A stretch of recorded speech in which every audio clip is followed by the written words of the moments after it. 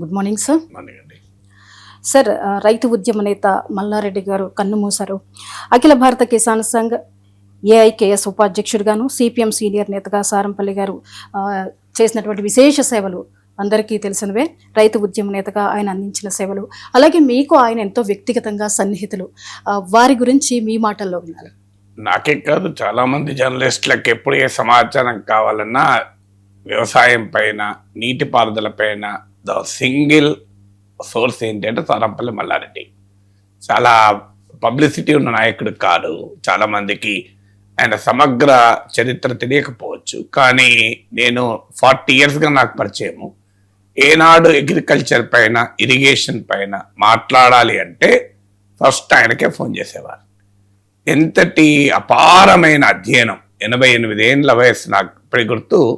Just 10 days క్రితం కూడా ఒక సబ్జెక్ట్ పైన అడిగితే, అమెరికా భారత్ల మధ్య ఈ ఒప్పందం వల్ల రైతులు, వ్యవసాయ రంగం ఏ రకమైన సమస్యలు ఎదుర్కొంటుంది, దీనిపైన మాట్లాడాల్సి ఉంది అంటే నాకు సమగ్రమైన సమాచారం ఇచ్చారు. ఒక రకంగా అగ్రికల్చర్, ఇరిగేషన్ పైన వాకింగ్ ఎన్సైక్లోపీడియా, నడుస్తున్న విజ్ఞాన సరస్వం, ఇది వాకింగ్ ఎన్సైక్లోపీడియాగా చెప్పచ్చు.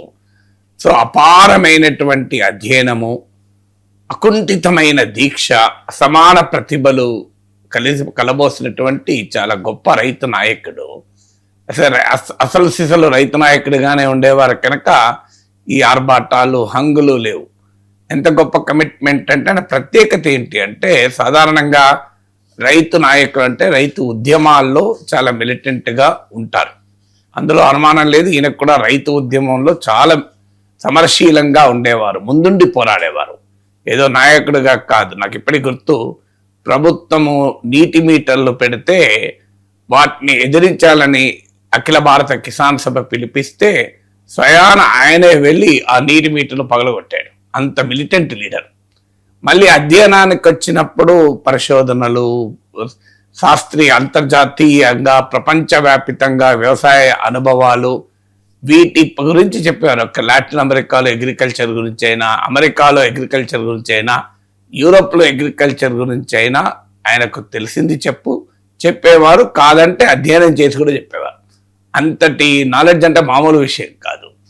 ఇప్పుడు మీకు బీటీ కాటన్ ఉమ్మడి రాష్ట్రంలో వచ్చినప్పుడు మాన్సాంటో దోపిడీకి వ్యతిరేకంగా బీటీ కాటన్ పత్తి రైతుల్ని ఏ రకంగా దెబ్బతీస్తుంది అనే పోరాటం చాలా పెద్ద పోరాటం. తెలుగునాట జరిగిన ఈ పోరాటం దేశవ్యాపితంగానే బీటీ కాటన్ వ్యతిరేక ఉద్యమానికి ఊపిరిలూదింది.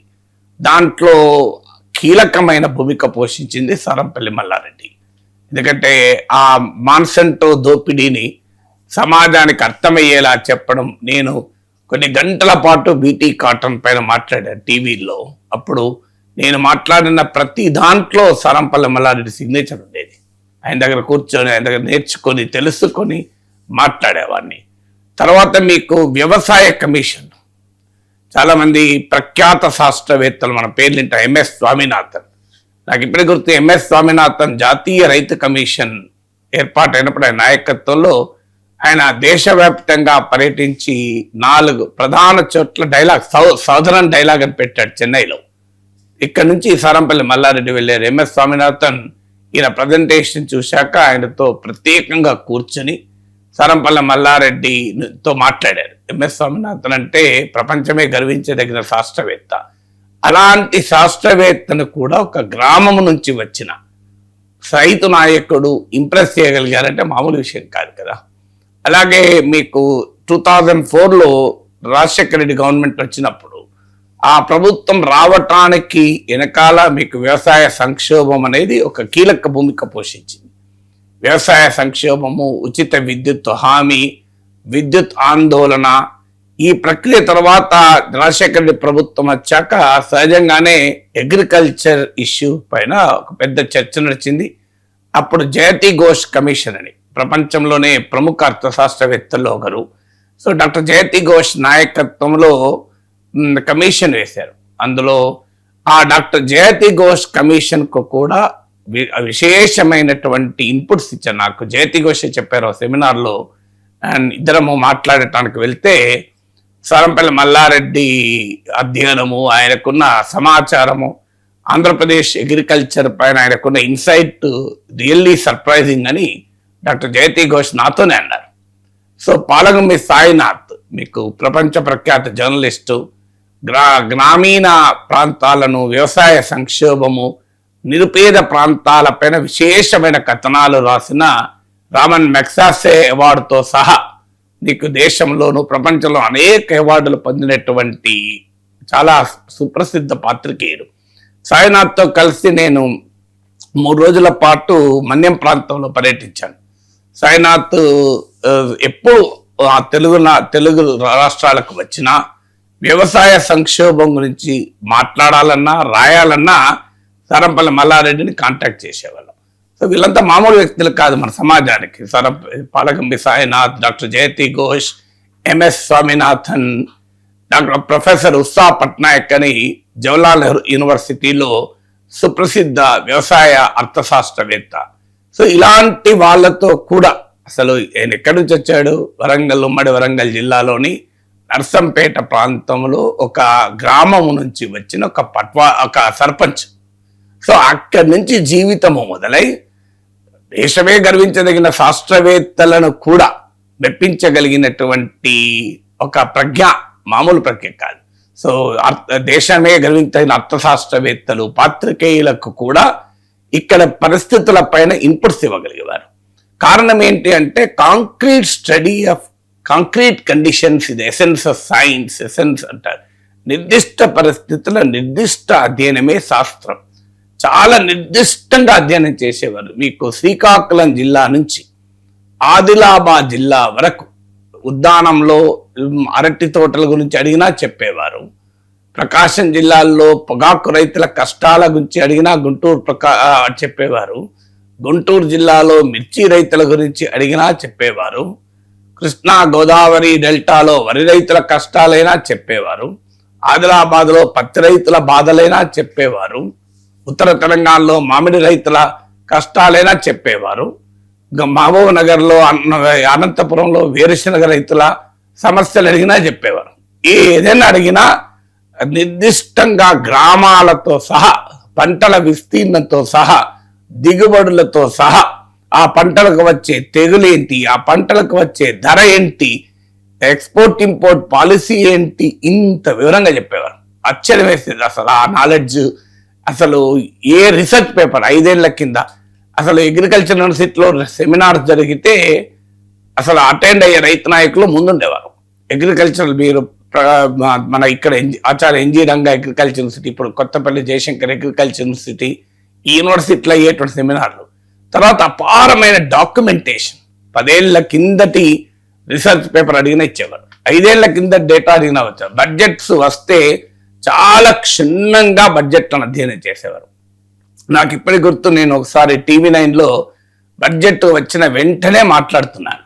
రాష్ట్ర బడ్జెట్ వచ్చిన వెంటనే మాట్లాడుతున్నప్పుడు దేవాదుల ప్రాజెక్టుకు నీటి కేటాయింపు ఉందా అని చూస్తే అక్కడ దేవాదుల పేరుతో లేదు, దేవాదులకు నీటి కేటాయింపు లేవు అని మాట్లాడదాం అనుకునే సమయానికి నాకు అనుమానం వచ్చింది, ఇది ఇంకో పేరుతో ఏమన్నా టెక్నికల్ నేమ్తో ఉందా అని.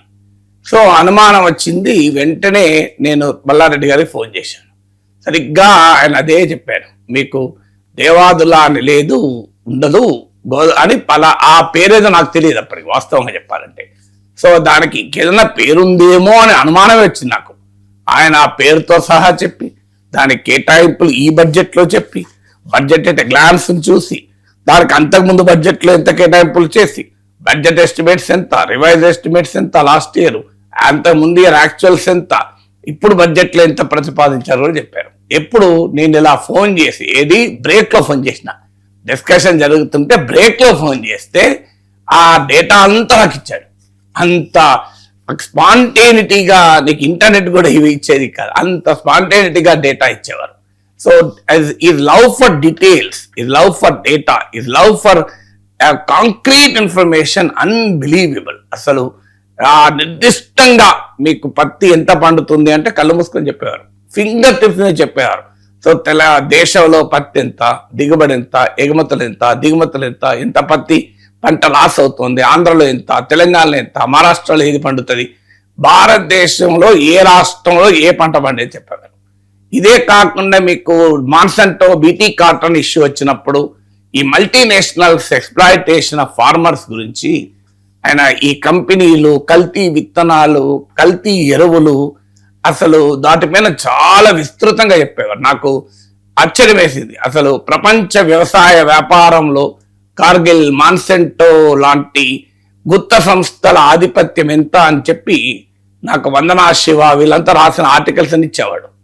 అసలు ఆశ్చర్యం, ఇంత వందనా శివ ఆర్టికల్స్ మీకు చాలా పెద్ద పెద్ద శాస్త్రవేత్తల ఆర్టికల్స్ ఇచ్చేవారు. అంటే ఈ బహుళజాతి కంపెనీల దోపిడీ లాటిన్ అమెరికాలో ఎలా ఉంది, ఆసియాలో ఎలా ఉంది, ఆఫ్రికాలో ఎలా ఉంది, మల్టీనేషనల్స్ ఏ రకమైన క్రాపింగ్ ప్యాటర్న్స్ ఎంకరేజ్ చేస్తాయి, లాటిన్ అమెరికాలో ఉన్న ఎకనామిక్ మోనోకల్చరైజేషన్ ప్రభావం ఏంటి, ఇలాంటి విషయాలు కూడా చర్చించేటప్పుడు ఆయన ఇన్పుట్స్ ఇచ్చేవారు. ఆయనలో ఉన్న గొప్పతనం ఏంటంటే చాలా హ్యూమిలిటీ. అంత నాలెడ్జ్ ఉండి కూడా ఎవరికి ఆయనకు అంత నాలెడ్జ్ అని తెలిసేది కూడా కాదు. అంత హ్యూమిలిటీ. ఎంత హ్యూమిలిటీ అంటే ఎప్పుడన్నా ఏదన్నా ఒక ఇష్యూ రైతులకు సంబంధించింది వస్తే, అగ్రికల్చర్ సంబంధించింది వస్తే నాకు ఫోన్ చేసేవారు. ఫోన్ చేసి, నాగేశ్వర్ నువ్వు మాట్లాడవయ్యా, నువ్వు మాట్లాడితే జనం చూస్తున్నాయా, నేను మాట్లాడితే నాకన్నా 25 ఏళ్ళు పెద్ద నాగేశ్వర్ గారు అనేవారు. నాగేశ్వర్ గారు మీరు చెప్పితే జనం వింటారు, నీ చెప్తే వింటాడు, నేను మాట్లాడి ఆయన కూడా టీవీ డిబేట్లు వచ్చేవారు. కానీ మేము అట్రాక్ట్ అయ్యి చెప్పలేమయ్యా అంటే, కాదు సార్ మీరే చెప్పండి, అది సబ్జెక్టు మీకు ఎందుకు నీకు ఇస్తా కదా నేను సబ్జెక్టు, నువ్వు నాకన్నా ప్రమాణంగా చెప్తావు అర్థం చేసుకుని అనేవాడు. సో అంత హ్యూమిలిటీ. తాను ఎందుకు నేను అడిగాను, అదేంటంటే నాకు కావాల్సింది ఆ సమస్య జనంలోకి పోవాలి. ఎవరు మాట్లాడితే ఏంది, ఎవరు మాట్లాడితే జనంలోకి సమస్య బాగా పోతుంది, ఎవరు మాట్లాడితే ప్రభుత్వాలు కూడా గుర్తించేలా ఉంటాయి, వాళ్ళు మాట్లాడాలి. నేను మాట్లాడితే ఏమొస్తుంది, నేను మాట్లాడితే నాకే అర్థమవుడు కష్టం నవ్వుతూ అనేవారు. అంటే మీరంతా మాట్లాడకండి, మీరు మాట్లాడితే నేర్చుకునే వాళ్ళం మేము, మీరు అంటే అంత హ్యూమిలిటీ ఉండేది, అంత హ్యూమిలిటీ ఉండేది. అంటే తనకు పేరు రావాలి, తనకు ప్రఖ్యాతి రావాలి అని ఏనాడు తాపత్రం ఉండేది కాదు. ఆ సమస్యకు గుర్తింపు వస్తే చాలు అని. రైతుల ఆత్మహత్యల సమస్యలపై కానీ, రైతుల గిట్టుబాటు ధరలపై కానీ, అసలు ఇరిగేషన్ సమస్యలపైన ఎంటైర్ కృష్ణా గోదావరి నది నాకు రోజు కూర్చుని పెట్టి చెప్పారు. కృష్ణా రివర్ ఎక్కడ స్టార్ట్ అవుతుంది, ఎక్కడ ఎండ్ అవుతుంది, గోదావరి నది ఎక్కడ స్టార్ట్ అవుతుంది, ఎక్కడ ఎండ్ అవుతాయి, ఏ ప్రాజెక్టులు ఉన్నాయి వారిపైన, ఏ ప్రాజెక్టులు పూర్తయినాయి, ఏవి పూర్తి కాలేదు అని కాంప్రిహెన్సివ్ గా ఒక గంట సేపు కూర్చుంటే మొత్తం రాష్ట్రంలో ఉన్న నీటిపారుదల రంగ చిత్రాన్ని మొత్తం ముందు చెప్పారు.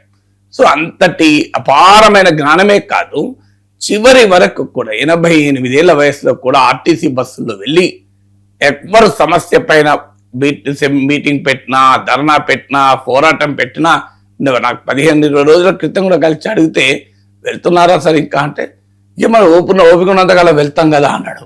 ఇంకా బస్సులో వెళ్తున్నారా అంటే, ఇక మా కార్లు ఎక్కడ సార్ మేము బస్సులో తిరుగుతూ అనేవారు. అంత ఎందుకంటే సొంత ఆస్తిని కూడా రైతాంగ ఉద్యమాలకు, పేద ప్రజల ఉద్యమాలకు త్యాగం చేసినటువంటి గొప్ప త్యాగశీలి కూడా ఆయనకున్న వరంగల్ జిల్లాలో ఆ రోజుల్లోనే భూస్వామ్యానికి వ్యతిరేకంగా పోరాడి, భూస్వామ్య దోపిడీకి వ్యతిరేకంగా, మా సామాజిక అణచివేతకు వ్యతిరేకంగా పోరాటాల నుంచి వచ్చి ఆ తర్వాత తన జీవితంలో ఉన్న ఆస్తి కాస్త కోల్పోయి కేవలం రైతు సమస్యలు, పేద ప్రజల కష్టాలు, రైతు కూలీల సమస్యలు, వీటిపైన అధ్యయనం చేయడం, డాక్యుమెంటేషన్ చేయడం, ఒక నాలెడ్జ్ బ్యాంకును తయారు చేయడం, ఇన్ఫర్మేషన్ బ్యాంక్. సో జర్నలిస్టులైనా, రాజకీయ నాయకులైనా, రైతు నాయకులైనా ఎవరు ఏ సమాచారంతో వచ్చినా వారు తన రాజకీయ ప్రత్యర్థులైనా మంచిదే, తన పోటీ సంఘాలైనా మంచిదే, నిరాశ చెందే ప్రసక్తే లేదు. మీరు సారంపల్లి మల్లారెడ్డి దగ్గరకు సమాచారం కొరకు పోతే ఆ సమాచారం దొరకదు అనే ప్రసక్తే ఉండేది కాదు. అంత సమాచారం ఇచ్చేవారు. ఇచ్చి మళ్ళీ అక్కడితో ఆగేవారు కాదు. తర్వాత నాకు ఇప్పటికి గుర్తు, ఒకసారి సమాచారం అడిగితే థ్యాంక్స్ అని వెళ్ళిపోయినాక ఇంటికి మళ్ళీ ఫోన్ చేసేవాడు. ఇంకొంత సమాచారం వచ్చింది పంపిమంటావా, నేను వాట్సాప్ చేస్తా, నేను మెయిల్ చేస్తా అన్నట్టు. సో అలా నేను మాట్లాడేంత వరకు కూడా ఇంకా సమాచారాన్ని సేకరిస్తూ పంపిస్తూ ఉండేవారు. సో అంతటి చాలా గొప్ప రైతు నాయకుడు, ఆదర్శ రైతు నాయకుడు. సారంపల్లి మల్లారెడ్డి మరణంతో ఉభయ తెలుగు రాష్ట్రాల రైతు ఉద్యమాలు ఒక టవరింగ్ లీడర్, టవరింగ్ పర్సనాలిటీ, ఒక జ్ఞాని, ఒక విజ్ఞాన ఖని వ్యవసాయ రంగం పైన కేవలం పోరాటమే కాదు, అధ్యయనం పోరాటాల్ని మేళవించినటువంటి అపార అనుభవశాలి. అలాంటి 70 ఏళ్ల పైగా తన జీవితం మొత్తం పేదల రైతుల కోసం తన జీవితాన్ని అంకితం చేసినటువంటి గొప్ప నాయకుడు. నాకే కాదు, నాలాంటి జర్నలిస్టులకు, విద్యావంతులకు, ఈవెన్ వ్యవసాయ శాస్త్రవేత్తలకు కూడా ఆయన ఒక సమాచారం, ప్రాక్టికల్ ఇన్ఫర్మేషన్ కావాలి అంటే అగ్రికల్చర్ సైంటిస్టులు కూడా ఆయనతో సంప్రదించేవారు. నాకు చాలా మంది అగ్రికల్చర్ సైంటిస్టులు తెలుసు. సో సరంపల్లి మల్లారెడ్డితో మాట్లాడేవారు. ఈయన వాళ్ళ దగ్గరికి వెళ్ళేవారు, ఈయన వాళ్ళ దగ్గరికి రీసెర్చ్ నాలెడ్జ్ కొరకు వెళ్ళేవారు, ప్రాక్టికల్ నాలెడ్జ్ కొరకు వాళ్ళు ఈయన దగ్గరికి వచ్చేవారు. అలా థియరీని ప్రాక్టీస్ను మేళవించడం కూడా ఆయన గొప్పతనం. అందువల్ల వ్యవసాయాన్ని, నీటిపారుదల రంగాన్ని అర్థం చేసుకుని అధ్యయనం చేసి సమాజానికి చెప్పాలి అని ప్రయత్నించే నాకే కాదు చాలా మందికి ఈ తీరని లోటు. అంతటి అథారిటీ బల్లి బహుశా ఇప్పుడైతే తెలుగు సమాజంలో ఎవరు ఉన్నారని అనుకోను. అంతటి అథారిటీ, అంతటి సాధికారికంగా చెప్పగలిగే వాళ్ళు, అంతటి reliable source. You cannot even disappointment అని ఉండే ప్రసక్తే లేదు. ఉదయాన్నే టీవీకి పోతూ మాట్లాడేవాడిని, సార్ లైవ్ స్టార్ట్ అవుతుంది, 5 నిమిషాలు ఉంది, మీరు నాకు చెప్పాలని చెప్పేవారు. బ్రేక్లో అడిగినా చెప్పేవారు. అంత సమాచారాన్ని ఇచ్చే అథారిటీ బహుశా ఆ లోటు పూడ్చడం చాలా కష్టం. సార్, CJP మళ్ళీ నిరసన బాటకు దిగిపోతుంది. సెప్టెంబర్ 5న వాళ్ళు నిరసన బాట పట్టనున్నట్లుగా చెప్తున్నారు. జెన్జీని కేంద్రం మోసగించింది అంటూ ఆరోపిస్తున్నారు.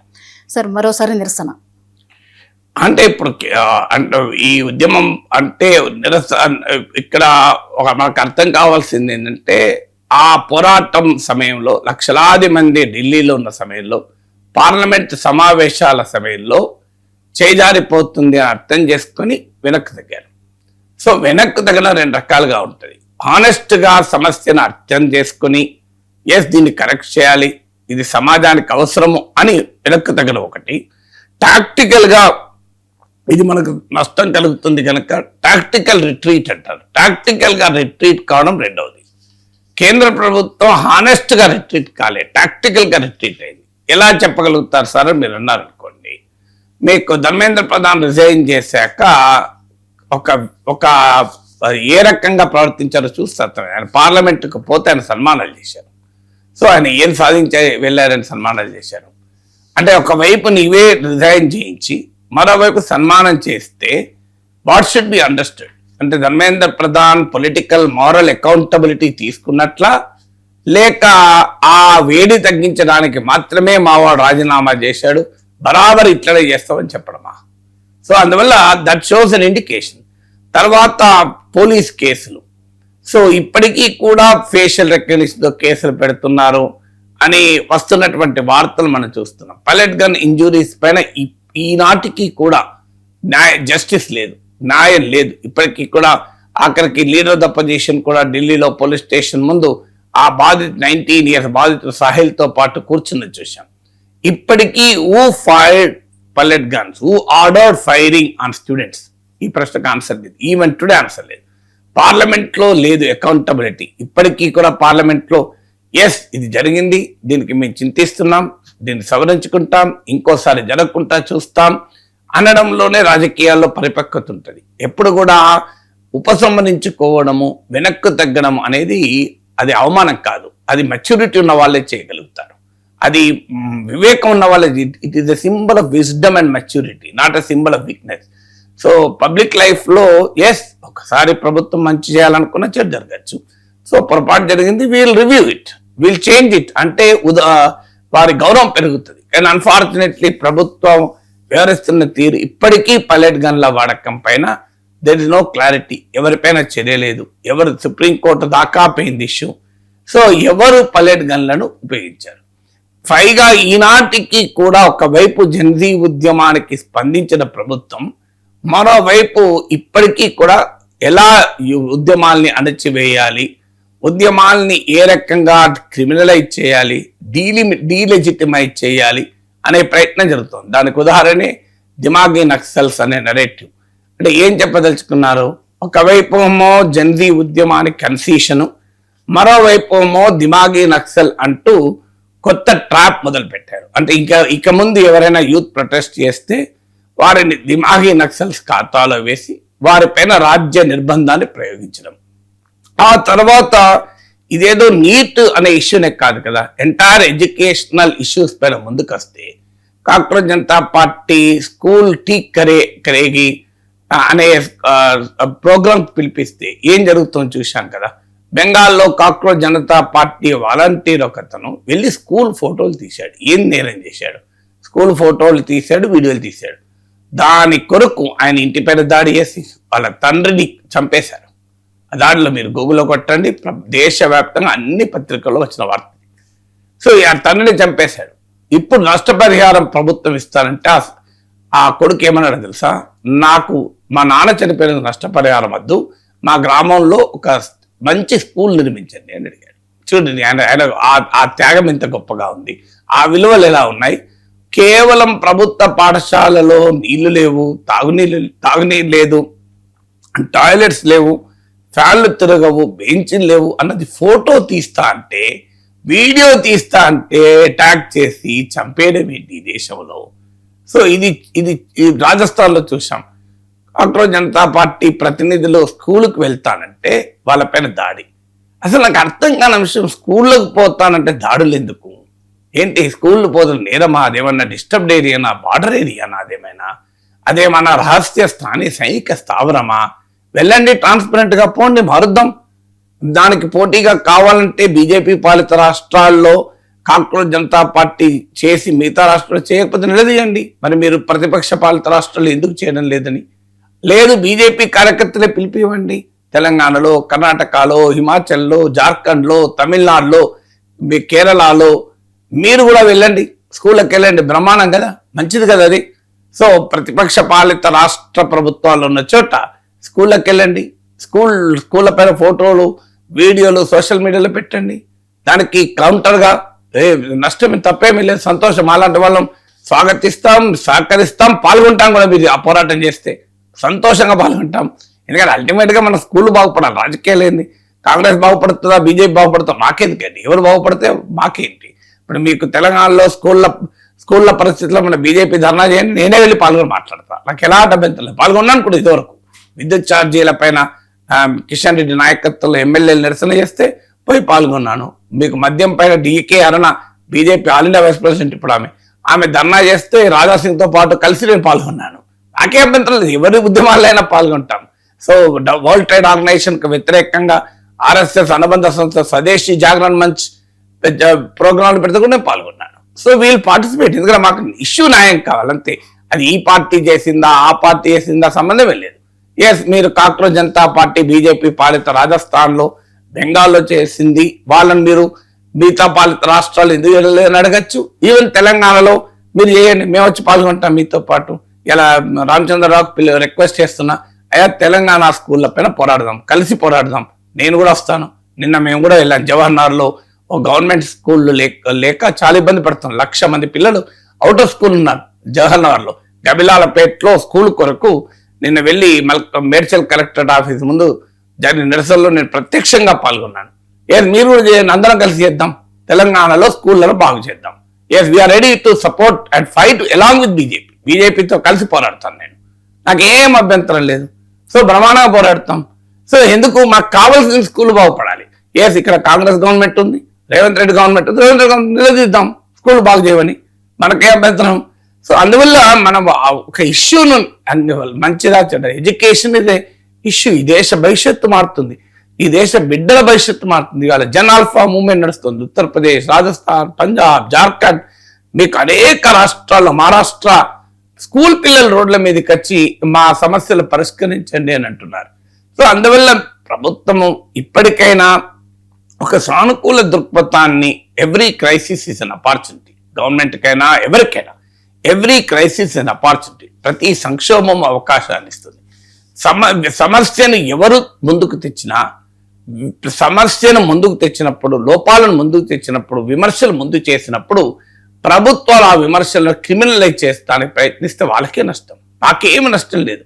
ఎందుకు, కాక్రోచ్ జనతా పార్టీ కూడా ఏ నష్టం లేదు. ఆ సమస్యను మీరు కనుక గుర్తించి దాన్ని పరిష్కరించారు, మీరే అధికారంలో ఉంటారు. కానీ అన్ఫార్చునేట్లీ ప్రభుత్వాలు అలా ఉండడం లేదు. ప్రభుత్వాలు ఎవరైనా ప్రశ్నిస్తే, ఎవరైనా సమస్య చెప్పితే, ఎవరైనా విమర్శ చేస్తే వారు మా ప్రతిపక్ష పార్టీ ఏజెంట్గా భావించి వాళ్ళపైన ముద్ర వేసి వాళ్ళని అటాక్ చేస్తున్నారు. ఇప్పుడు కాంగ్రెస్ల పైన కూడా అదే కదా, మీరు కాంగ్రెస్ పార్టీ ఏజెంట్లు అంటారు, విదేశీ ఏజెంట్లు అంటారు. అయ్యా మీకే మంచిదయ్యా, నేను చెప్పేది తప్పుండిగో ఇక్కడ బాగాలేదు పరిస్థితులను మార్చుకొని మీకే బెనిఫిట్ అవుతుంది, మాకు బెనిఫిట్ అవుతుంది, మీరే కదా రేపు మళ్ళీ అధికారంలో ఉండేది. ఓకే, మేము చెప్పం, ప్రజల్లో ఉన్న అసంతృప్తి అయితే అలాగే ఉంటుంది కదా, అప్పుడు మీకు అది ఎన్నికల్లో ఓడించదా? అందువల్ల ఇప్పటికైనా అధికార పార్టీలు కేంద్రంలోనైనా రాష్ట్రం గుర్తించాల్సింది అంటే ఇండిపెండెంట్ ప్రజా ఉద్యమాలు, people's movements, Congress Janata party లాంటి ప్రెషర్ గ్రూప్స్, స్వచ్ఛంద సంస్థలు, సివిల్ సొసైటీ యాక్టివిస్టులు, మీడియా ఇవి అనేక సమస్యల్ని తీసుకొస్తూ ఉంటుంది. ఇది క్రైసిస్ లో కూడా ఆపర్చునిటీ ఉంటుంది. ఈ సమస్యలను పరిష్కరించండి, మీకే రాజకీయంగా లాభం జరుగుతుంది కదా, మళ్ళీ మోడీ ఇంకోసారి గెలుస్తాడు కదా. సార్, కేంద్రం రేవంత్ రెడ్డి అమెరికా పర్యటనకి అనుమతి ఇవ్వకపోవడంతో రేవంత్ రెడ్డి రియాక్ట్ అయ్యారు. ఇది తెలంగాణ ప్రజలను అవమానించడం, అలాగే పర్యటన అడ్డుకోవడం అంటే సమాఖ్య స్ఫూర్తికి విరుద్ధం అంటూ ఆయన పేర్కొన్నారు. ఒకసారి ఆయన ఏం మాట్లాడారో చూద్దాం సార్.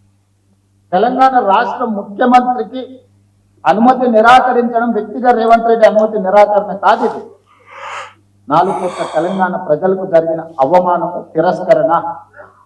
ఈ తిరస్కరణకు కారణం గుజరాత్ ఆధిపత్యం.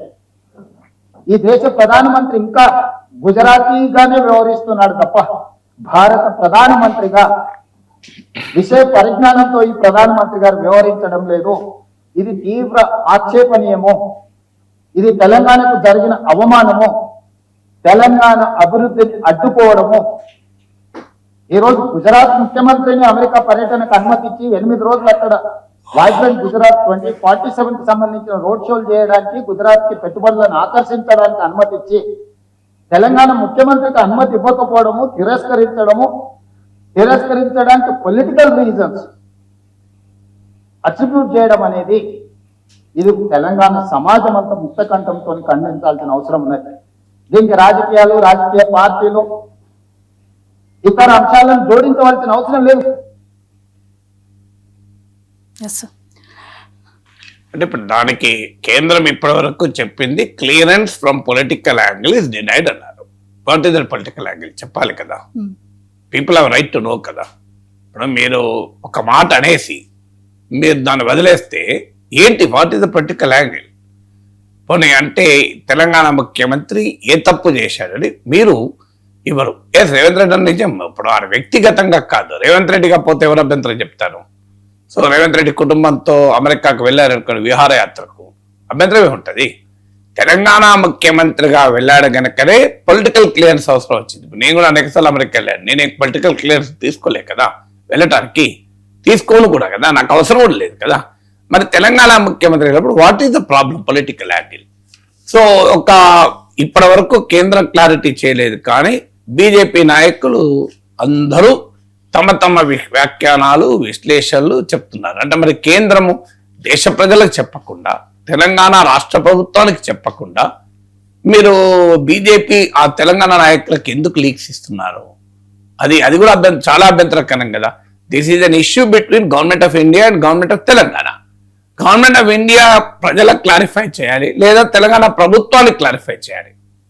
వీళ్ళెవరికి చేయకుండా మీకు బీజేపీ నాయకులకు మాత్రమే చెప్పి మీరు ఎదురుదాడి చేయండి అంటే అది న్యాయమా? లేదు, అలా చెప్పలేదు అనుకుందాం, ఏ సమాచారం లేకుండా రాష్ట్ర బీజేపీ నాయకులు ఎలా మాట్లాడుతున్నారు, ఏ ప్రాతిపదిక మీద మాట్లాడుతున్నారు? ఒక వాదన ఏంది అంటే దేశ వ్యతిరేకులతో సమావేశం అవుతున్నారు, ఇదొక లాజిక్ ఇస్తున్నారు. ఎవరు దేశ వ్యతిరేకి? రామచంద్రరావు చెప్తాడు జేడీ వ్యాన్ దేశ వ్యతిరేకి, జోహరన్ మమ్దాని దేశ వ్యతిరేకి. అందుకే దానికి రేవంత్ రెడ్డి క్వశ్చన్, మరి మీరు పాకిస్తాన్ వెళ్ళారు కదా, నవాజ్ షరీఫ్ దేశ అనుకూల వ్యక్తి? నవాజ్ షరీఫ్ ఇంటికి వెళ్ళారు కదా నరేంద్ర మోడీ, ఆయన దేశ అనుకూల వ్యక్తి చెప్పండి. చైనా కమ్యూనిస్ట్ పార్టీ డెలిగేషన్తో బీజేపీ ఆర్ఎస్ఎస్ సమావేశమయ్యారు కదా, మరి వాళ్ళు భారతదేశ అనుకూల పార్టీగా చైనా కమ్యూనిస్ట్ పార్టీ మీరు సర్టిఫికెట్ ఇస్తారా? నాకు అభ్యంతరం ఇవ్వండి. అంటే మీకు జేడీ వ్యాన్స్ ఏమో దేశ వ్యతిరేకి, చైనా కమ్యూనిస్ట్ పార్టీ భారతదేశ అనుకూల పార్టీ అని మీరు చెప్పారు, అభ్యంతరం లేదు. మీరు how does BJP characterise Chinese communist party? నాకు తెలిసినంత వరకు అయితే వాళ్ళు భారత్ అనుకూల పార్టీగా దాన్ని చేయరు. అది కూడా JD Vance is elected vice president of America, government to government. ఇక్కడ పార్టీ టు పార్టీ పని ఏంటది మీకు? చైనా కమ్యూనిస్ట్ పార్టీతో భారతీయ జనతా పార్టీకి ఏం పని? తెలంగాణ ప్రభుత్వానికి, భారత ప్రభుత్వానికి, అమెరికా ప్రభుత్వానికి సంబంధాలు ఉంటాయి, ఎవరన్నా అక్కడ కూర్చొనియండి. కానీ మీరు రాజకీయ పార్టీల మధ్య సంబంధాలు ఏంటి? అది కూడా బీజేపీకి కమ్యూనిస్ట్ పార్టీకి సంబంధం ఏంటి? చైనా కమ్యూనిస్ట్ పార్టీకి మరి వాళ్ళు ఎందుకు వచ్చారు మీ ఆఫీస్కు? ఎందుకు చర్చలు జరిపారు?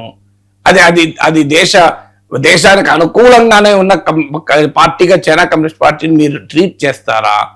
మీరు మరి అది ఇదే ఏదైనా China communist party delegation Congress party ఆఫీస్కి పోయి ఉంటే ఇలా బీజేపీ మామూలుగా గొగ్గలు చేసేదా? దేశాన్ని అమ్మేశారు, దేశానికి వ్యతిరేక కుట్ర పన్నారు, దేశ ద్రోహం చేస్తున్నారు అని చెప్పేవారా కాదా?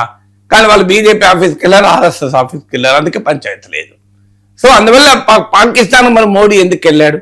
అసలు జేడీ వ్యాన్స్ ను ప్రైమ్ మినిస్టర్ మోడీ ఇంటికి పిలిచి భోజనం పెట్టి ఇల్లంతా చూపెట్టి పర్సనల్ గా కుటుంబ సమేతంగా చేస్తే, అదే జేడీ వ్యాన్స్ ను రేవంత్ రెడ్డి అమెరికాలో కలిస్తే అసలు రామచంద్రరావుకి అభ్యంతరం ఏంటి అని దేశానికి వ్యతిరేకంగా కామెంట్ చేశాడు జేడీ వ్యాన్స్. ట్రంప్ చేయలేదా? ట్రంప్ చేయలేదా? ఓన్లీ జేడీ వ్యాన్స్ చేశారు. విచిత్రం చూడండి.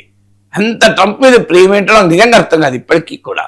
ట్రంప్ మాత్రం ఒక్క మాట అంటలే రామచంద్రరావు. చూడండి మీరు బీజేపీ రామచంద్రరావు బయట చూడండి, జేడీ వ్యాన్స్ పైనే అటాక్ చేస్తున్నారు. ట్రంప్ ఎందుకు? ట్రంప్ పంచివాడా మరి?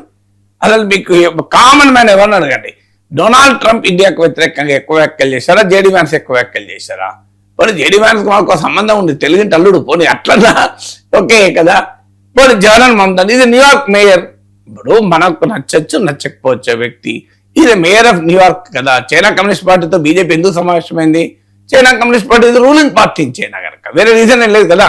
ఇప్పుడు చైనా కమ్యూనిస్ట్ పార్టీతో ఒకవేళ మీకు అది కమ్యూనిస్ట్ దేశం కాకాల కమ్యూనిస్టులు ప్రభుత్వానికి వ్యతిరేకంగా పోరాడితే సమావేశం అవుతారా? మీకు ఇంకో లెఫ్ట్ వింగ్ రిబల్స్ తో మాట్లాడతారు. ఫిలిప్పీన్స్ లో కమ్యూనిస్ట్ పార్టీతో బీజేపీ సమావేశం అయిందా? మీకు దక్షిణ కొరియాలో కమ్యూనిస్ట్ పార్టీతో సమావేశమైందా? అమెరికన్ కమ్యూనిస్ట్ పార్టీతో సమావేశమైందా బీజేపీ? జపనీస్ కమ్యూనిస్ట్ పార్టీతో సమావేశమైందా? ఎందుకు కాలే? కొన్ని రష్యన్ కమ్యూనిస్ట్ పార్టీ నాయకత్వంతో సమావేశమైందా? ఎందుకు కాలే? వాళ్ళు అక్కడ అధికారంలో లేరు కనుక సమావేశం కాలే. చైనా కమ్యూనిస్ట్ పార్టీ అధికార పార్టీ కనుక మీరు సమావేశమయ్యారు. జోనల్ మమతాని కూడా మేయర్ కనుక సమావేశమవుతారు తెలంగాణ ముఖ్యమంత్రి. తప్పేంటి నాకు అర్థం కాదు. ఇప్పుడు న్యూయార్క్ హైదరాబాద్ల మధ్య రిలేషన్స్ కనుక పెరిగితే మనకే లాభం కదా. నీకు నష్టం ఏంటి? ఇప్పుడు జోనల్ మమతాని ఎలక్టెడ్ మేయర్ ఆఫ్ రేపేమో ఆయన ఏమవుతాడో, రేపు ప్రెసిడెంట్ ఆఫ్ అమెరికా అవుతాడేమో, మనం మాట్లాడడం కలుస్తుందా? ఎలక్టెడ్ లీడర్ అండి, ఈజ్ అన్ ఎలక్టెడ్ మేయర్ కదా. What is wrong in meeting? దాంతో మొత్తం దేశ రాజకీయాలు మారిపోతాయా? అసలు మీరు ఒక రాష్ట్ర ముఖ్యమంత్రి నమ్మాలి, విశ్వసించాలి. ఏ రాష్ట్ర ముఖ్యమంత్రి కూడా, ఏ పార్టీ ముఖ్యమంత్రి, బీజేపీ ముఖ్యమంత్రి కానీ కాంగ్రెస్ ముఖ్యమంత్రి కానీ ఎవరు కానీ, ఈ దేశ ముఖ్యమంత్రులు దేశద్రోహ చర్యలు చెయ్యరు. ఈ దేశ ముఖ్యమంత్రులకు దేశభక్తి ఉంటుంది. ఇది నమ్మండి ఫస్ట్. భారతీయ జనతా పార్టీ నా రిక్వెస్ట్ ఏంటంటే, మీరు మన దేశంలో ఉన్న ముఖ్యమంత్రులనే మీరు నమ్మకపోతే, మన దేశంలో ఉన్న రాజకీయ పార్టీలని నమ్మకపోతే, మీ రాజకీయ ప్రత్యర్థులు అయినంత మాత్రాన వాళ్ళు దేశభక్తులు కాదని ఎందుకు అనుకుంటారు? నా దృష్టిలో ప్రతి రాజకీయ పార్టీ, బీజేపీ కానీ కాంగ్రెస్ కానీ కమ్యూనిస్టు కానీ మీకు టీడీపీ కానీ అందరూ దేశభక్తులే కదా. అసలు అది ఆలోచించాలి కదా మనం. అందువల్ల ఇవాళ ఏంటి తెలంగాణకు అమెరికా అయినా నాకు అర్థం కాని అంశం. ఓకే, రేవంత్ రెడ్డి వెళ్ళి ఒక ఒప్పందం కుదుర్చుకుంటాడు, ఓ పెట్టుబడికి అగ్రిమెంట్ అవుతారు, ఒక కోఆపరేషన్ అగ్రిమెంట్ అవుతారు. మళ్ళీ గవర్నమెంట్ ఆఫ్ ఇండియా దాన్ని రావాలి కదా. Can Telangana directly get it? It should be rooted to government of India కదా. మరి కావాలంటే అమెరికన్ దౌత్యవేత్తలు మీరు అమెరికాలో భారత రాయబారులు ఎంబడి పెట్టండి, రేవంత్ రెడ్డి ఎంబడి పోండి, మీరు కూడా ఆయన వైస్ ప్రెసిడెంట్ ఏం మాట్లాడతారో మీరు నేనంటే చెప్పండి, అభ్యంతరం లేదు, ఏం అభ్యంతరం లేదు. సో రేవంత్ రెడ్డి పర్సనల్ గా కలవద్దు, మేము ఒప్పుకోం అనండి, అభ్యంతరం లేదు. కానీ ఏంటి తెలంగాణ ముఖ్యమంత్రి, అందుకే Revanth Reddy correct, it's insult to Telangana. ఇది పొలిటికల్ గా పార్టీ కాదు, it's insult to Telangana. Narendra మోడీకి అమెరికా వీసా ఇవ్వనప్పుడు నేను ఆ రోజు కూడా తీసుకొస్తాను, ఇది ఇన్సల్ట్ టు ఇండియా అన్న, ఇది ఇన్సల్ట్ టు గుజరాత్. అరే మా దేశంలో ఒక ప్రజలనుకున్న ముఖ్యమంత్రి నువ్వు చెప్పడానికి నరేంద్ర మోడీ గురించి నీకు ఎవరిచ్చారు హక్కు? నరేంద్ర మోడీ 2002లో మత మారణ అవమానానికి కారణమయ్యాడు, అందుకొరకు మేము ఆయనకు వీసా ఇవ్వమంటే మీరెవరండి ఆయన మీద ఆయన నేరస్తులుగా చూపేది? మా దేశంలో కోర్టులు ఉన్నాయి, మా దేశంలో న్యాయ వ్యవస్థ ఉంది, మా దేశంలో పార్లమెంట్ ఉంది. అమెరికా ఎవరు చెప్పడానికి? అమెరికా చెప్తే మేమేందుకు వింటాం? మా నరేంద్ర మోడీ అయినా, మా దేశభక్తులైనా మీరు మమ్మల్ని అవమానిస్తున్నారన్నాడు. ఇదే స్టాండ్ నేను ఆ రోజు కూడా తీసుకున్నాను. ఎందుకు? When within the country we are all one. భారతీయులుగా మనం అందరము ఒకటే. అందువల్ల రేవంత్ రెడ్డి దేశద్రోహి, ఇంకో విజయ్ దేశద్రోహి, లేకుంటే ఇంకో హేమంత్ సోరెన్ దేశద్రోహి. ఏంటిది? ఈ నరేటివ్ మంచిదా? ఒక దేశంలో మీ రాజకీయ ప్రత్యర్థుల్ని ఆర్ఎస్ఎస్ చెప్తుంది కదా, శత్రువుడుగా చూడకండి, ప్రత్యర్థులుగా చూడండి అని ఆర్ఎస్ఎస్ బహిరంగంగా చెప్పేది ఇది. మరి అందరు మనకు తెలిసిందైతే మరి మీరు దేశద్రోహులు, తెలంగాణ ముఖ్యమంత్రి దేశద్రోహులతో సమావేశమవుతున్నాడట, దేశ వ్యతిరేకులతో సమావేశమవుతున్నాడట. అది అంటే ఆయన పరిధిని కాదు. ఏం పరిధి అంటే ఏంటి? ఏం ముఖ్యమంత్రి వైస్ ప్రెసిడెంట్ ఆఫ్ అమెరికా అంటే మన గులాంగిరి ఇయ్యాలా? ఏం పరిధి ఏంటి? ఇప్పుడు చూడు చెప్తున్నారు, పరిధి కాదు, ఆయన హోదా కాదు. హోదా ఏంటండి? పరిధి ఏంటండి? ఎన్ని కోట్ల మంది ప్రజలు ప్రత్యక్షంగా ఎన్నుకున్నారు. మీకు జేడీ వాన్స్ కూడా ప్రత్యక్షంగా ఎన్నుకోలే, ఇక్కడ ప్రజలు ప్రత్యక్షంగా ఎన్నుకున్నారు కదా రేవంత్ రెడ్డి. ఇన్ని కోట్ల మంది తెలంగాణ ప్రజలు ప్రత్యేకంగా ఎన్నుకుంటారంటే ఆయన పెద్దోడట. ఏంది భూస్వామ్య మనస్తత్వం, రాచరిక మనస్తత్వం? ఈ గులాంగిరి ఎందుకు మనకు? ఎస్, జేడీ వాన్స్ ఏంది డొనాల్డ్ ట్రంప్ కూడా కలుస్తారు ముఖ్యమంత్రి. అపాయింట్మెంట్ ఇవ్వకూడదనే డొనాల్డ్ ట్రంప్ బాధ. ఇస్తే కలుస్తారండి తెలంగాణ ముఖ్యమంత్రి. తెలంగాణ ముఖ్యమంత్రిని తెలంగాణ ఎంపీ కూడా కలుస్తారు. మీరు మా ఎంపీ కూడా మాకు ట్రంప్ కన్నా తక్కువడేం కాదు. మా రఘునందన్ రావు కలుస్తారన్నా కలవాల్సిందే. మా ధర్మపురం అరవింద్ కలుస్తానన్నా ట్రంప్ కలిస్తే మేము విల్ ఫీల్ ప్రౌడ్. మా ఈటల రాజేందర్ కలుస్తానా విల్ ఫీల్ ప్రౌడ్. ఆయన ఎంపీ, ఆయన పరిధి కాదు, ఆయన స్థాయి కాదు. ఆయన ప్రెసిడెంట్ అయితే ఏంటండి? మా మల్కాజ్గిరి ఎంపీ అండి. మా ఎంపీ గొప్ప. మాకు కొన్ని లక్షల మంది ఓట్లయితే గెలిచిండు మా ఈటల రాజేందర్, కొన్ని లక్షల మంది ఓట్లయితే మా రఘునందన్ గెలిచిండు, లక్షల మంది ఓట్లయితే మా అరవింద్ గెలిచిండు. ఏం ట్రంప్ గొప్ప కాదు, మా గొప్ప కాదు, మాకు మా అరవిందే గొప్ప, మాకు మా ఈటల రాజేందర్ గొప్ప, మాకు మా రఘునందన్ గొప్ప. ఏ పరిధి కాదు ఏంటండి? మా రాష్ట్ర ముఖ్యమంత్రి ఆయన వాళ్ళ పెద్ద తురుంకాలట, వాళ్ళని కలవడమే పరిధి కాదట. ఏంది అది అనాల్సింది? వాళ్ళంటే నేను అభ్యంతరం లేదు, పోనీ వాళ్ళకేదో అరగెన్స్ ఉన్నది. వాళ్ళు అన్నారు ఒక vice president of India cannot meet a chief minister, it's protocol problem అన్నాడు. ఒక్క సావండి అంటాం, కానీ మన ప్రభుత్వం అన్నాడు ఏంటండి? మనకెందుకు ఈ గులాంగిరి మనస్తత్వం? మనం గర్వంగా చెప్పాలి, మా పార్లమెంట్ మెంబర్ అండి, ఇది honourable member of the parliament, elected by 75 lakh people. Etela Rajender 75 lakh people అంటే మామూలు విషయం కాదు కదా. ప్రపంచంలో కొన్ని దేశాల జనాభా కూడా లేదు. అరే అసీం మునీర్ కలుస్తారు మా రేవంత్ రెడ్డి కలవద్దా? ట్రంప్ను అసీం మునీర్ కన్నా తక్కువ అంటే రేవంత్ రెడ్డి? అసీం మునీర్ కు ట్రంప్ వైట్ హౌస్ లో లంచ్ ఇచ్చాడు, రేవంత్ రెడ్డి అంతకన్నా తక్కువ అసీం మునీర్ కన్నా? అసీం మునీర్ ఒక దుమార్గుడు, ఒక పరిమాణుడు. సో అసీం మునీర్ కలిస్తే ట్రంప్కి ఏం ప్రాబ్లం లేదు, పరిధి సమానమే. మనం కూడా ఏం అభ్యంతరం చెప్పాం. అసీం మునీర్ ఎందుకు కలిసిండు? మరి పరిధి కాదు కదా అన్నమా? కానీ మన ముఖ్యమంత్రి వెళ్తే మనమే చెప్తాం పరిధి కాదు, మాకు ఆయన స్థాయి పెద్దది, జేడీ వాన్స్ స్థాయి పెద్దది. అసలు నాకు అర్థంగా జేడీ వాన్స్ స్థాయి పెద్దది. ఈ పరిధి మించి వాళ్ళని కలుస్తున్నాడట. ఎవరిని కలుస్తారు? మ్యాక్సిమం అయితే డొనాల్డ్ ట్రంప్ కలుస్తారు, అంతే కదా నిజంగా గారు. డొనాల్డ్ ట్రంప్ పరిధి ఏంది, రేవంత్ రెడ్డి పరిధి ఏంది? ఆ ట్రంప్ కన్నా రేవంత్ రెడ్డి 100 రెట్లు, లక్షల రెట్లు. అసలు పోల్చకూడదు కూడా. ట్రంప్ ఏంటంటే ఇది మనం ఎక్కువ అనకూడదు, బాగుండదు అమెరికా అధ్యక్షుడు కనుక. సో అసీం మునీర్ని కలవడానికి పరిధి లేదట, రేవంత్ రెడ్డి కలిస్తే పరిధి దాటిపోయిందట. రేవంత్ రెడ్డి పరిధి కాదట. తెలంగాణ ప్రజలు ఎన్నుకున్న ముఖ్యమంత్రి పరిధిని మనమే ఎందుకు తగ్గించుకోవాలండి? నేను అంటున్నా కదా, తెలంగాణ ముఖ్యమంత్రి కాదు, మా ఎంపీ కలిసినా మా పరిధి ఎక్కువ అంటాం, మా ఎమ్మెల్యే కలిసినా మేము పరిధి ఎక్కువ అంటాం. ఏం తప్పే ఉన్నది? We are proud of our people, we are proud of our MPs, we are proud of Etela Rajender, we are proud of Arvind, we are proud of Revanth Reddy, we are not proud of JD Vance. JD Vance పెద్దోడు కాదు మాకు, కానీ పరిధి మనం ఉన్నది. వాళ్ళంటే ఓకే, వాళ్ళ ఇష్టం, వాళ్ళు అనుకోనియండి. వాళ్ళంటే మనం ఎందుకు అనాలండి? పరిధి కాదు, మా ముఖ్యమంత్రి పరిధి చిన్న, జేడీ వాన్స్ పరిధి పెద్ద. ఇదేం పెద్దరికం అండి? నాకు అర్థం కాని అవసరం కదా. అందువల్ల ఖచ్చితంగా భారతీయ జనతా పార్టీ వివరణ ఇవ్వాలి. From the political angle your denied permission. What is the political angle చెప్పండి. What is the political angle? What is the hidden conspiracy Revanth Reddy trying to play? మీరు చెప్పండి. ఇలా మీరు బట్టకలు మీదేస్తే ఎట్లా? తెలంగాణ ప్రభుత్వం ఏం కుట్రలు అని చెప్పండి. దీనివల్ల భారతదేశానికి ఏం నష్టం? రేవంత్ రెడ్డి జేడీ వాన్స్ను, మమ్దానిని, ట్రంప్ను కలిస్తే భారతదేశానికి కలిగే నష్టం చెప్పండి. నాకు చెప్పండి. వీళ్ళు యాక్సెప్టెడ్. రేవంత్ రెడ్డి విమర్శిస్తాం అప్పుడు. సార్, సీఎం రేవంత్ రెడ్డి విదేశాల నుంచి వచ్చిన తర్వాత కొండా సురేఖ విషయంలో ఏ నిర్ణయం తీసుకుంటారా అన్న ఒక చర్చ అయితే సాగింది. అయితే రేవంత్ రెడ్డి ఈ విషయంలో ఎవరిని ఏమి మాట్లాడొద్దు అంటూ సూచించడం జరిగింది. ఒకసారి ఆయన ఏం మాట్లాడారో చూద్దాం సార్.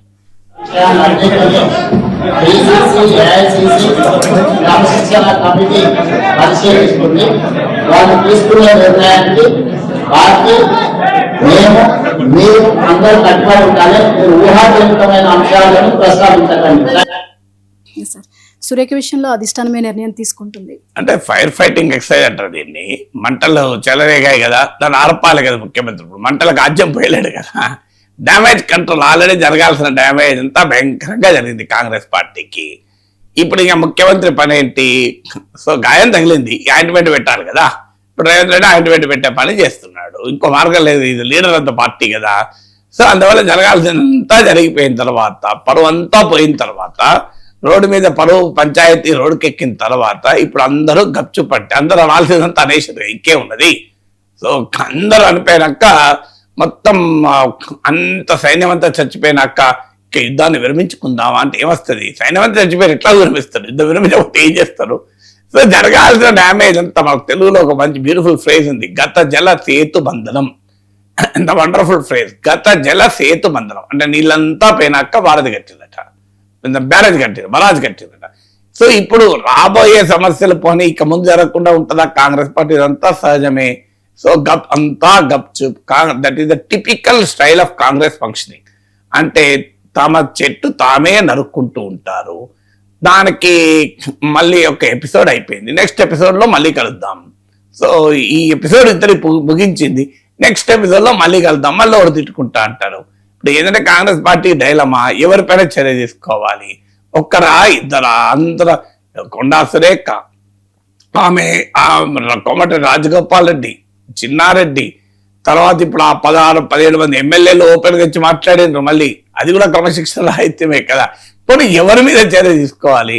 తీసుకుంటే కాంగ్రెస్ పార్టీ ఉంటుందా? అందుకు పరిష్కారం ఎవరి మీద చర్యలు ఉండవు. ఇప్పుడు ఒక వార్త ఏమొస్తుందంటే, కొండా సురేఖను పార్టీ ఒప్పించి సైలెంట్ గా రాజీనామా చేస్తా, ఆమంతటా ఆమె తప్పుకుంటారు అని. మరి ఆమెకు అందరికి అంగీకరిస్తుందా? బర్తరఫ్ అయితే చేస్తారని అనుకోను, ఎందుకంటే దే కెనాట్ ఎఫోర్డ్ ఇట్. ఎందుకంటే దీనికి ఎక్కడో ఒక చోట ఫుల్ స్టాప్ పెట్టకపోతే కాంగ్రెస్ పార్టీ డ్యామేజ్ అవుతుంది. కానీ కాంగ్రెస్ స్వభావమే పెట్టదు. కాంగ్రెస్ అనేది అలా నడుస్తూనే ఉంటది. కాంగ్రెస్ పార్టీ అనేది ఎవరికి సర్వ స్వతంత్ర సామంత రాజుల సమాహారం కాంగ్రెస్ పార్టీ. అందరూ సామంతులే కాదు, కానీ అందరూ సర్వస్వతంత్ర సామంతులు. వాళ్ళకు సో కాంగ్రెస్ అధిష్టానానికి సామంతులు, ఇక ఎక్కడికెక్కడికి సర్వస్వతంత్ర ప్రభువులు వాళ్ళు. సో వాళ్ళు ఎవరి రాజు, మంత్రి, సైన్యాధిపతి, సైనికుడు, ఎవరి ఇష్టం వారు. That's the chaos the strength of Congress అంటారు. సో కాంగ్రెస్ అనే కల్చర్ అది. కానీ ఇది వాళ్ళకి అర్థం కాని అంశం ఏంటంటే, ఇది నీవు గాయం కానే కావద్దు. గాయం అయిన తర్వాత ఎంత వీలైనంత తొందరగా దానికి ఒక పరిష్కారం చెప్పకపోతే ఏం జరుగుతుంది? కాలే కొట్టేయాల్సి వస్తుంది. మీకు అదే జరుగుతుంది. ఇప్పుడు ఇక్కడ కూడా ఏం జరుగుతుంది? కాంగ్రెస్ ఇలాగే చేసింది అనుకోండి, స్వయంకృత అపరాధాలు, సెల్ఫ్ గోల్స్ తో తర్వాత చేజేతులా నాశనం చేసుకుంటారు. దాంట్లో Congress party very very specialise. Self goals వేసుకోవడంలో కాంగ్రెస్ మించిన వాళ్ళు లేరు. అసలు రాజకీయాల్లోనే హత్యలు ఉండవు, ఆత్మహత్యలు ఉన్నాయి అంటారు. కాంగ్రెస్ పార్టీలోనే అసలు ఆత్మహత్యలే కాదు, అన్ని ఆత్మహత్యలే ఉంటాయి. సార్, ఫుడ్ ప్రాసెసింగ్ రంగంలో ఆంధ్ర కొత్త మైలురాళ్ల దిశగా ప్రయత్నం చేస్తున్నట్లుగా తెలుస్తుంది. నిన్న ముస్నూరులో జరిగినటువంటి గౌట్ పాప్ కార్మిక సంస్థ ప్రాంగణంలో జన్యుపరంగా మార్పు చెందిన మొక్కజొన్న నూతన విత్తనాన్ని ఆవిష్కరించారు. ఆ సందర్భంగా సీఎం చంద్రబాబు నాయుడు మాట్లాడారు. ఒకసారి ఆయన ఏం మాట్లాడారు చూద్దాం సార్. ఇప్పుడే ఉపరాష్ట్రపతి గారు అంటున్నారు, మంచి ఆలోచన, నేను కూడా మాట్లాడతాను రైల్వే మినిస్టర్తో. ఇక్కడ ఉత్పత్తి చేసిన పాప్కార్న్ని అదే సమయంలో అరకు కాఫీని ఎక్కడ రైల్వే స్టేషన్లు అన్ని పెడితే ఆంధ్ర పాప్కార్న్, అరకు కాఫీ తాగే పరిస్థితి వస్తుందని చెప్పి కూడా నేను మీకు తెలియజేస్తున్నా. చాలా మంచి ఆలోచన. ఎందుకంటే ఇప్పుడు ఫుడ్ ఇండస్ట్రీ అనేది ప్రపంచాన్ని శాసిస్తోంది. మీకు ఆశ్చర్యం వేస్తుంది, బ్రాండింగ్ ఎంత. కెంటుకీ ఫ్రైడ్ చికెన్, KFC, మనకేమో చికెన్ కూర వండరాదా? ఆంధ్ర నాటుకోడి, మీకు ఇవేం కొత్తదా? మనకేమన్నా కోడి కూర కొత్తనా? పల్లెటూళ్ళల్లో బ్రహ్మాండంగా వండుతారు కోడి కూర. నిజామాబాద్ జిల్లాలో కోడి కూర చాలా ఫేమస్, హైదరాబాద్ కూడా వస్తుంది. సో మనకు తెలియని వంటకాలు కావు. ఇప్పుడు ఫ్రైడ్ చికెన్ కొత్తనా? మన తెలుగింట్లో కోడియే వండలేదా? ఎన్నడూ చికెనే చేయలేదా? కానీ మరి దానికో ప్యాకేజింగ్ వచ్చి బ్రాండింగ్ వస్తే Kentucky fried kitchen. Why Kentucky fried? Why not Karimnagar fried kitchen, why not Gudivada fried kitchen? నాకు అర్థం కాదు. ఇప్పుడు మారేడుమల్లిలో మీకు ఈ బాంబూ చికెన్ ఉంటుంది, నేను తినడు కానీ మా పిల్లలు తింటారు. మేము మారేడుమల్లి అడవులోకి పోతే మా పిల్లలకు చాలా నచ్చింది. Why can't be popularize bamboo chicken? ఎందుకంటే ఈ ఫుడ్ బ్రాండింగ్, నేను మొన్న లాస్ట్ టైం అమెరికా వెళ్ళినప్పుడు కాలిఫోర్నియా వెళ్తే అక్కడ ఒక ప్లేస్ లో మన ఇరానీ ఛాయ్ వచ్చింది, హైదరాబాద్ ఛాయ్, ఇరానీ ఛాయ్ సమోసా, ఇంకేం ఉండదు వచ్చి, అది కూడా చిన్న సమోసా, ఇరానీ ఛాయ్ చిన్న సమోసా, ఉస్మానియా బిస్కెట్స్ ఇవి పెట్టిండు.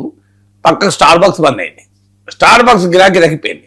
సో మన పాపులారిటీ అది. సో అందువల్ల ఇవాళ హైదరాబాద్ బిర్యానీ ప్రపంచవ్యాప్తంగా ఫేమస్ అయింది కదా హైదరాబాద్ బిర్యానీ. సో మనకు బ్రాండింగ్ కనుక ప్రాపర్ గా చేసుకోవాలి. బ్రాండింగ్ చేసుకోకపోతే ఆధునిక మార్కెట్ ప్రపంచంలో బ్రాండింగ్ అండ్ మార్కెటింగ్ ఇంపార్టెంట్. ఇప్పుడు మెక్డొనాల్డ్స్ ఏంటి, ఇప్పుడు మన నిజంగానే ఆశ్చర్యం వేస్తుంది. అప్పుడు బర్గర్లు పిజ్జాలు మన వాళ్ళు కూడా బాగా తింటారు. మన బ్రహ్మాండంగా సర్వపిండి దిబ్బ రొట్టెలు అంతకన్నా రుచిగా ఉంటాయి, కానీ వీకున్న బ్రాండెడ్. దానివల్ల ఏమైంది, మన పిల్లలే వాటికి దూరం అవుతున్నారు. బాధ ఏంటంటే ఇప్పుడు మనం ప్రపంచానికి శాసించే బ్రాండ్లను, why can't our own McDonald, why can't our own KFC, why can't our own things. మన ఉలవచారు ఎందుకు ప్రపంచ ప్రఖ్యాతి కాకూడదు? ఇలా మీరు హైదరాబాద్ చూడండి, Korean food, Portuguese food, Chinese food, Chinese noodles ఇంత ఫేమస్.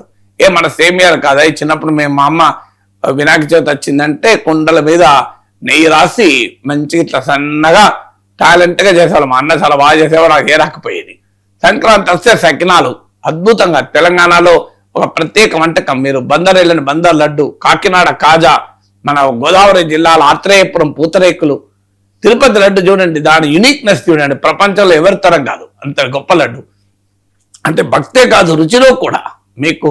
సో ఇలా ఒక్కొక్క ప్రాంతానికి మీకు ఒక అద్భుతమైనటువంటి చరిత్ర ఉంటుంది. అన్ఫార్చునేట్లీ వాటిని బ్రాండింగ్ చేయలేము. మన పూతరేకుల స్వీట్ లో ఉన్న నైపుణ్యం మామూలు నైపుణ్యం కాదు కదా. ఒక పేపర్ లాగా స్వీట్ తయారు చేయడం అంటే, మీరు ఫారినర్ చూపెట్టండి. నేను ఒకసారి మా ఇంటికి వచ్చినప్పుడు ఆస్ట్రేలియా హై కమిషనర్ వచ్చారు మా ఇంటికి. Australia high commissioner, Australia consulate general, sorry, చెన్నైలో ఉన్న ఆస్ట్రేలియన్ కాన్సులేట్ జనరల్ గా వస్తుంటారు. తెలంగాణ ఆంధ్రప్రదేశ్ ఎప్పుడు వచ్చినా వాళ్ళు ముందు నన్ను కలుస్తుంటారు. ఇక్కడ రాజకీయాలు ఏంటి, ఆర్థిక పరిస్థితి ఏంటి, ఇక్కడ డిస్కస్ చేయడానికి. ఇప్పటికి లాస్ట్ 3-4 ఆస్ట్రేలియా కాన్సులేట్ జనరల్స్ మా ఇంటికి వచ్చారు. సో వాళ్ళు వచ్చినప్పుడు మేము పూతరేకులు పెడితే, wonderful, surprising, why this sweet like a paper అన్నారు. సో వాళ్ళకి అర్థం కాదు, సర్వపిండి పెట్టాం. So what is this? వాళ్ళు ఎంత టేస్ట్, అసలు ఆశ్చర్యపోడు. ఈ సర్వపిండి, సోరకాయ సర్వపిండి పెడితే వాళ్ళు అసలు వాట్ ఎ బ్యూటిఫుల్ ఫుడ్ అంటాయి. అంటే అన్ఫార్చునేట్లీ మనం ఇది ప్రపంచానికి చెప్పలేకపోతున్నాం. మన ప్రపంచానికి మనం చెప్పగలిగితే అద్భుతంగా ఉంటుంది. మీకు చాలా మామూలు విషయం కాదు కదా. So these are all unique dishes. మన దేశంలో మన ఆవకాయ. సో మన ఆవకాయ ఎంత ఫేమస్. మీరు అమెరికాలో కూడా ఆవకాయ పప్పన్నం పెట్టండి. సో మా ఆవకాయ కలిపిన పప్పన్నం అద్భుతంగా పోకపోతే చూడండి. అంటే ఇవన్నీ కూడా బ్రాండింగ్ చేసుకోవాలి. నిజమే, అరకు కాఫీ మన దేశం గర్వించదగినటువంటి మన ఫుడ్ హెరిటేజ్. అది ఆంధ్ర పాప్కార్న్, అరకు కాఫీ మనం పాపులరైజ్ చేయాలి. చేస్తేనే కదా మనం ఈ ఫుడ్ ఇండస్ట్రీ ప్రపంచంలో అత్యంత వేగంగా పెరుగుతున్న ఇండస్ట్రీ. ఎందుకంటే జనాభా పెరుగుతోంది, ఇళ్లలో తినక బయట తిన అలవాటు పెరిగింది, న్యూ జనరేషన్ ఎమర్జ్ అవుతోంది, ఫాస్ట్ ఫుడ్ కల్చర్ పెరుగుతోంది. సో అందువల్ల మనము దానికి ప్రాపర్ మార్కెటింగ్, ప్రాపర్ బ్రాండింగ్ కనుక చేయగలిగితే ఇంటర్నేషనల్ బ్రాండ్స్ కావాలి. ఎందుకు కొరియన్ ఫుడ్ మనం ఇక్కడ తినాలి, కొరియాలో మన అరకు కాఫీ తాగాలి, మన పాప్కార్న్ ఆంధ్ర పాప్, మన బందర్లడ్డు తినాలి, మన సకినాలు తినాలి, మన సర్వపిండి తినాలి. సో అందువల్ల మనము ఈ ఫుడ్ కల్చర్ను విశ్వవ్యాపితం చేసి, ఎందుకంటే భారతీయ సంస్కృతిలోనే ఆహార తయారీకి ఒక అద్భుతమైన పేరు నలభీమ పాకాలు అని అంటాం మనం. సో అందువల్ల ఇండియాస్ ఫుడ్ డైవర్సిటీ చాలా గొప్పది. మనం ప్రపంచంలో చాలా దేశాలకు లేని ఫుడ్ డైవర్సిటీ మన దేశానికి. ఎందుకంటే భారతదేశం ఒక మల్టీ కల్చరల్ సొసైటీ. మీకు ఒక్కొక్క ప్రాంతానికి ఒక్కొక్క కల్చర్ కదా. సో అంత ప్రాంతానికి మీరు కేరళ పోతే పుట్టు అంటారు, సో కడలే అంటారు. సో ఆ పుట్టు అని అంటారు. పుట్టు మనకి తెలంగాణలో పుట్టు తెలియదు, మీకు ఆంధ్రాలో పుట్టు తెలియదు. ఎందుకు తెలంగాణ బార్డర్ దాడితే ఆంధ్రాలో సకినాలే తెలియదు. సో మీకు ఒక్కొక్క ప్రాంతానికి బిసిబిల్లాబాద్ కర్ణాటక పోతే బెన్న దోశ, మనకు చాలా దోశలు 100 దోశలు ఉన్నాయి, కానీ కర్ణాటక పోతే బెన్న దోశ ఫేమస్. సో కర్ణాటక పోతే బెన్న దోశ, మన సాంబార్ అన్నం ఇక్కడ, కానీ కర్ణాటక పోతే బిసిబిల్లాబాద్ గా రూపాంతరం చెంది అదొక యునిక్ వంటకంగా మారిపోతుంది. So this is the uniqueness of Kerala పోతే అప్పం, మీకు దానికి చరిత్ర. సో మీకు పావ్ బాజీ ఎక్కడో బాంబేలో ప్రామినెంట్ అయిన తర్వాత ఇప్పుడు మన దగ్గర కూడా పావ్ బాజీ మీకు ఫేమస్ అయిపోయి వడాపావ్ అసలు ఎంత ఫేమస్ అయింది చూడండి మీ దగ్గర. సో మన గప్చుప్లు ఎందుకు మనం వీటిని పాపులరైజ్ చేయకూడదు అంటే మన ఫుడ్ కల్చర్ను కనుక మనం విశ్వవ్యాపితం చేసి దాన్ని గ్లోబల్ మార్కెటింగ్ చేసి గ్లోబల్ బ్రాండింగ్ కనుక చేయగలిగితే why should Kentucky fried kitchen వచ్చినప్పుడు నా క్వశ్చన్ ఎందుకు కర్నూలు ఆంధ్ర నాటుకోడి ఏఎన్సి ఆంధ్ర ఏఎన్కే ఆంధ్ర నాటుకోడి ఎందుకు రాకూడదు, ఎందుకు కాకూడదు, ఎందుకు మారేడుమిల్లి బ్యాంబూ చికెన్ ప్రపంచవ్యాప్తం కాకూడదు. So Maredumilli bamboo chicken MBC why KFC, Maredumilli bamboo chicken కావాలి, కేఎఫ్సీ ఎందుకు కావాలి? So let us make it popular. అందువల్ల ఖచ్చితంగా దాన్ని మనం ఆహ్వానించాలి. మన ఫుడ్ హెరిటేజ్ను ప్రపంచవ్యాప్తంగా మనం బ్రాండింగ్ చేసుకోవాలి, మార్కెటింగ్ చేసుకోవాలి. Right sir.